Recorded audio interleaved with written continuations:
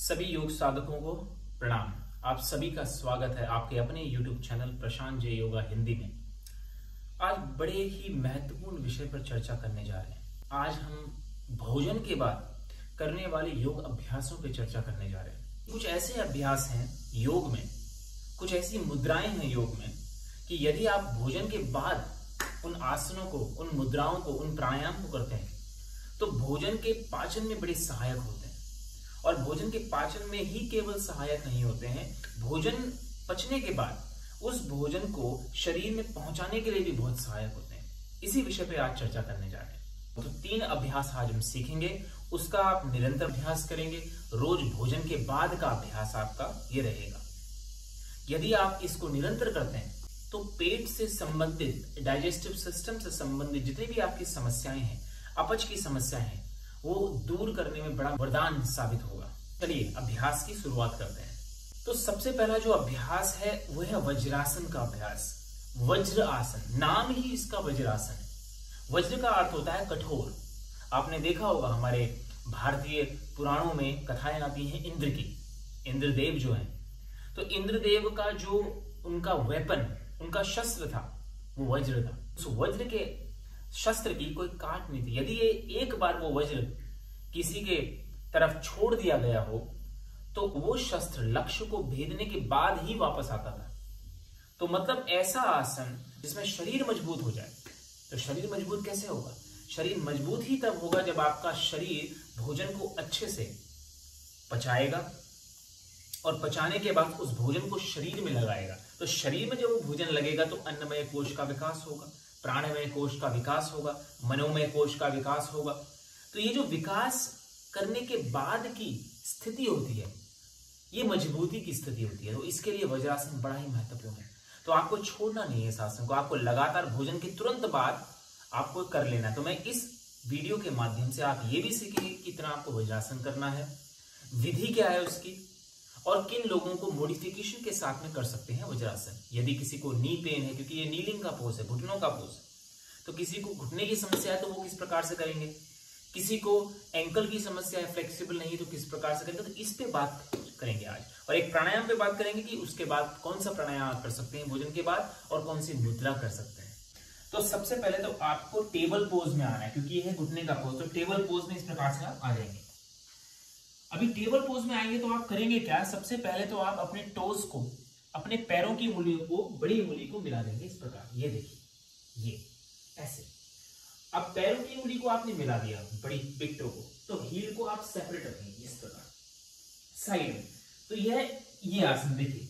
तो जब आप बैठते हैं तो आपका जो ये बटक्स है, साइड का जो क्षेत्र है बटक्स का, ये आएगा हील के अंदर के क्षेत्र में टच होगा इस प्रकार। ये देखिए, और ये पूरा नीचे जाना चाहिए। ये इस प्रकार से ऊपर नहीं बैठना है, इसके हील्स के ऊपर नहीं बैठना है। कुछ हमारे विद्यार्थी हील्स के ऊपर बैठ जाते हैं, नहीं, इसको रखना है सेपरेट। ये देखिए, ये साइड में। तो ये जो क्षेत्र है इधर का, ये देखिए, देख रहे हैं पैरों के साइड, इस पे दबाव आना चाहिए। ये वाला क्षेत्र, ये साइड का, ये पिट्टो के साइड का, जो ये नीचे का सोल ऑफ द फीट जिसको हम बोलते हैं, ये क्षेत्र होता है, ये होता है पेट का क्षेत्र। यदि आप एक्यूप्रेशर जानते होंगे तो आपको ध्यान होगा इन पॉइंट्स को दबाने से, ये पेट का पॉइंट्स है, ये साइड में पूरा ये जो क्षेत्र है पेट का है। आमाशय है इसमें, पेनक्रियाज है इसमें आपका, ब्लैडर है इसमें आपका। तो ये जो पूरा एड्रिनल ग्लैंड ऑल्सो इससे भी प्रभावित होता है। तो ये पूरे इधर दबाव पड़ना चाहिए जब आप वज्रासन में बैठे। तो सबसे पहले तो आपको यही समझना है कि क्यों हमें हील्स को साइड में करना है, क्यों नहीं उसको मिला के करना है। तो साइड में करते ही इसलिए क्योंकि पॉइंट पे प्रेशर पड़े। तो देखिए, दोबारा से देखिए इसको। तो बिट्टो को मिलाया हमने, अपने टोस को मिलाते हुए हील को साइड में रखा। तो ये जो क्षेत्र है इसको खोला पहले। अब इधर रखना है आपको अपने बटक्स के इधर। ये बैठ गया इस प्रकार। अब एंकल रहेगा पूरा फ्लैट, आप ऊपर बैठ गए। इधर बैठने के बाद अब आपको स्पाइन को सीधा कर लेना है। दबाव ऐसे ही पड़ता रहेगा, आपके बटक्स का दबाव, बॉडी का वेट, और ये ऐसे नीज को मिला देना है। देखिए, सामने से देखेंगे तो ये घुटने मिले रहेंगे। अभी मैंने ये टोस को पीछे करते हुए इस प्रकार से हमने बैठ जाना है। तो ये हो गया वज्रासन। तो 15 मिनट तक इसका अभ्यास किया जा सकता है, लेकिन जो अभ्यासी हैं ज्यादा समय तक प्राणायाम भी इसमें कर सकते हैं। तो इनको, ये जो 5 मिनट आप बैठेंगे तो आप देखेंगे कि एंकल से एक तीव्र प्रकार की उष्णता आपको महसूस होगी।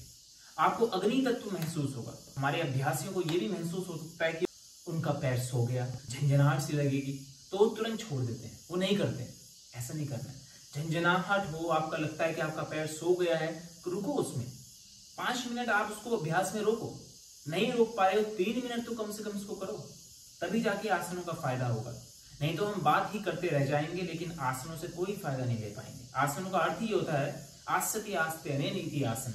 करते रहो, निरंतर अभ्यास, प्रयत्न शैथिल्य करते रहो, प्रयत्नों में शिथिलता लाओ।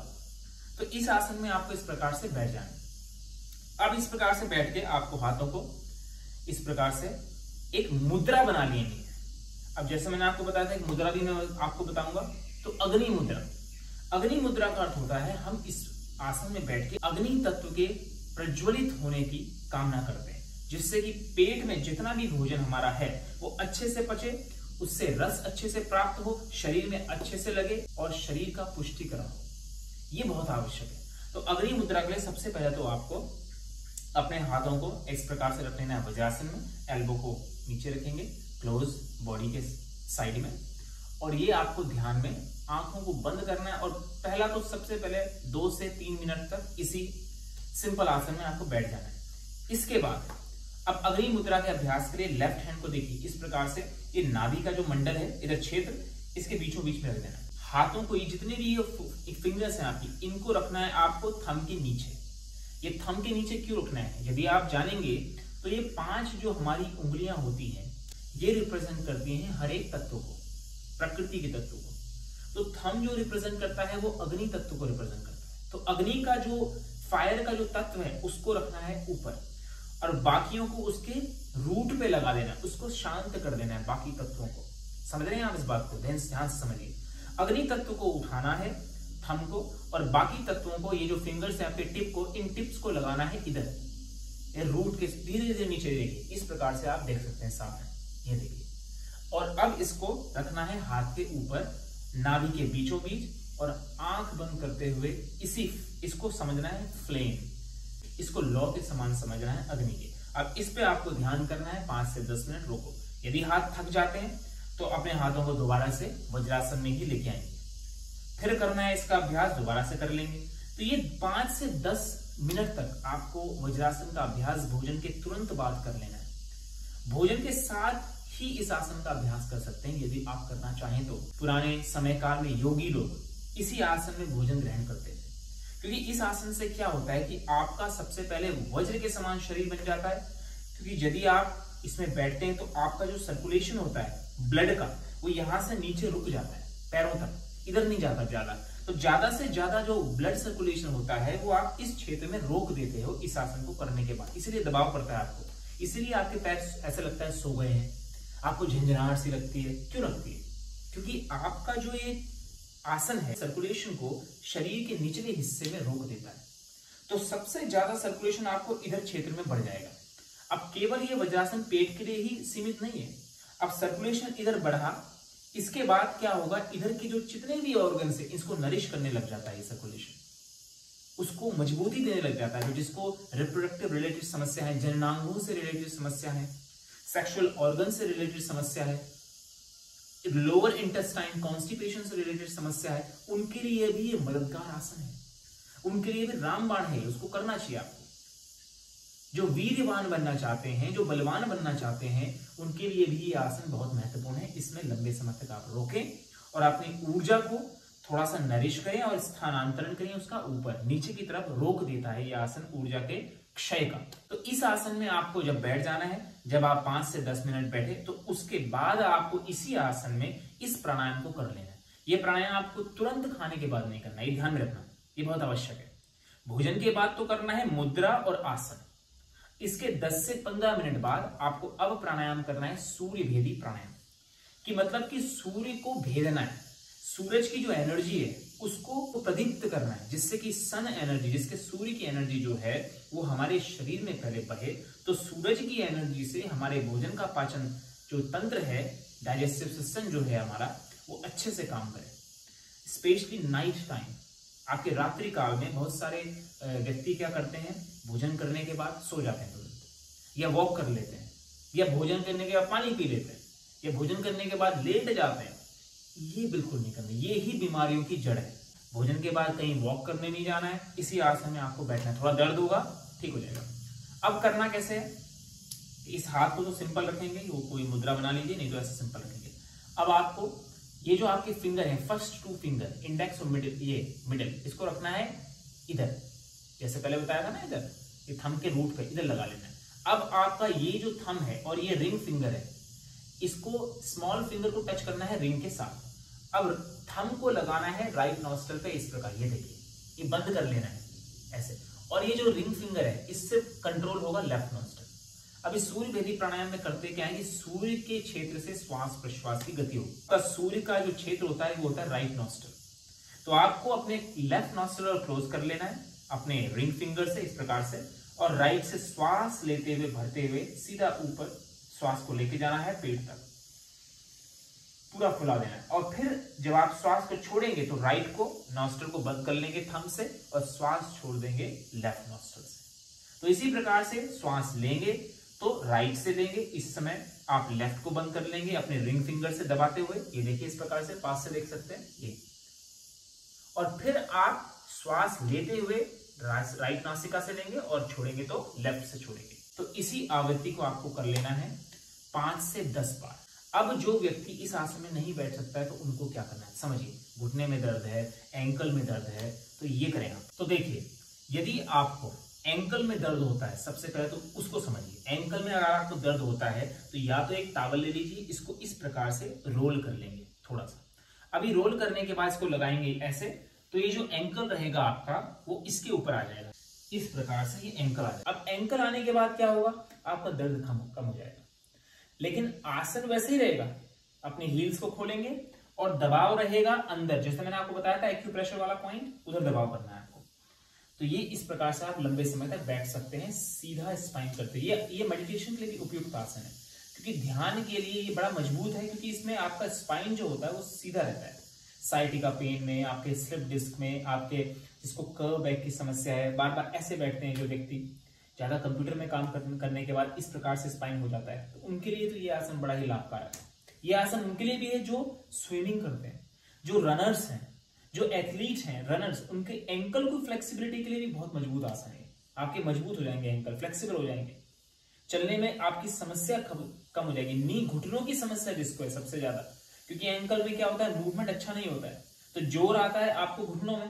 तो ये भी एक कारण हो सकता है कि आपके नीज में दर्द हो रहा है कम उम्र में, या फिर आपको कोई ऐसी इंजरी नहीं है फिर भी घुटनों में दर्द हो रहा है। कारण ये भी हो सकता है कि आपके एंकल फ्लेक्सिबल नहीं है और आपको चलने में अच्छी सुविधा के साथ आप नहीं चल पा रहे हैं।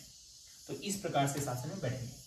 अब आती है बात, जो व्यक्ति घुटनों में जिनको दर्द है वो क्या करें, अपने बटक्स के नीचे एक बूस्टर लगा लेंगे या एक पिलो लगा लेंगे। तो देखिए, तो पिलो को आप इस प्रकार से पकड़ के अपने, देखिए इनको, ये जो आपके नीज के बीचों बीच आपको रखना है इसको, और ये बटक्स आएगा इस प्रकार, ये देखिए इस प्रकार बैठ जाना है। और जितने भी मुद्राएं मैंने आपको बताई, प्राणायाम मैंने आपको बताया, इसी आसन में आपको कर लेना है।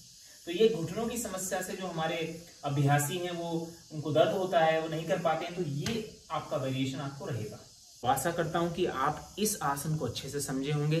कितना करना है, सुबह शाम आपको सबसे पहले तो कर लेना है, मॉर्निंग में भोजन के बाद, और सबसे उपयुक्त तो है कि आप रात्रि में भोजन के बाद कीजिए, जिससे कि आपका जो भोजन है पचेगा अच्छे से और नींद भी अच्छी आएगी।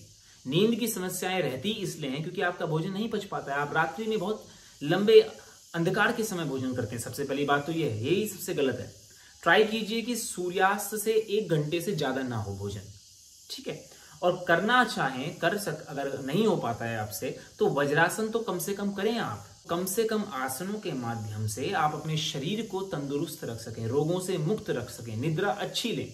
तो निद्रा के लिए भी ये आसन है, क्योंकि भोजन पचेगा तो रात्रि में अच्छे से आप सो पाएंगे। रात्रि में सो पाएंगे तो यही भोजन आपके शरीर में पोषक तत्वों को फैलाएगा और यही आपके शरीर को हृष्ट पुष्ट करेगा। स्टार्ट कीजिए कि आप कम से कम 1 मिनट रुकें, फिर 1 मिनट को 2 मिनट बढ़ाएं, 1 हफ्ते बाद या 2 हफ्ते बाद, 1 महीने बाद, फिर 2 से 5 मिनट करें, 5 से 10 मिनट करें, इसको जोड़ दें। बहुत ही महत्वपूर्ण आसन है, आपके लिए बड़ा लाभकारी आसन है। निरंतर कीजिए। यदि आप इस चैनल में नए हैं तो सब्सक्राइब भी कर लीजिए, जिससे कि आपको इस प्रकार की वीडियोस जल्दी से प्राप्त हों और अपने अपने योग अभ्यास में इनका उपयोग कर सकें। यदि आपको कोई समस्या होती है, यदि आपके कोई प्रश्न है तो आप कमेंट बॉक्स में लिख सकते हैं और उसका उत्तर जल्दी आपको दिया जाएगा। इसी प्रकार की नई वीडियो के साथ में दोबारा मिलेंगे, तब तक के लिए नमस्ते, टेक केयर।